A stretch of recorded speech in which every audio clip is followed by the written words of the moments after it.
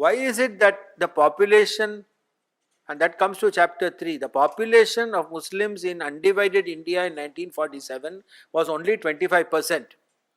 Why is it that this large landmass resisted conversion so much? And that's because we are a civilizational state.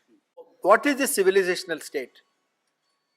The civilizational state now comes with Sanatan Dharma. That is our canopy. It is our leading light. It concerns the whole universe. It is, Aneka Koti Brahmanda Janani Divya Vigraha. What is this Aneka Koti Brahmanda? It goes, all over the place. It is beyond time and distance. This particular thing that makes us unique. There are only two civilizational states in the world, big ones, India and China. And there are different kinds of civilization states because we are pluralistic and they are not. So this is also explained. There's a third very interesting place which is trying to become a civilizational state, and that is Russia today.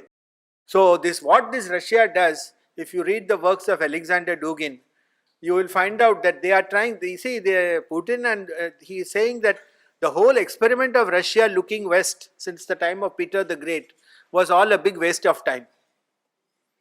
This is what he is saying. So he says that this is a Eurasian civilization which is quite different. When you take Huntington's Clash of Civilizations, he talked about Muslims versus the rest of the world. I don't think that is really a civilizational war. That is a war for the energy resources of the world.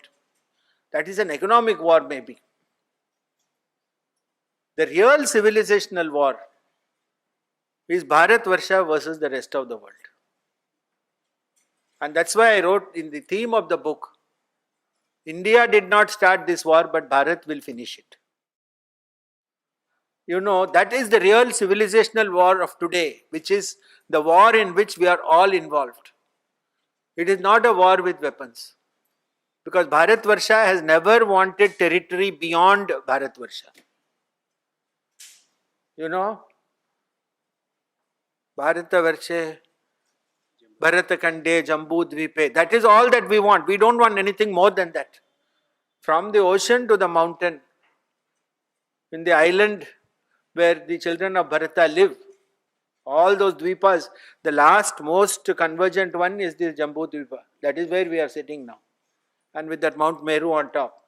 So we have never asked for territory outside. But that is why we Indians are very sensitive to loss of territory. Which is why partition was traumatic.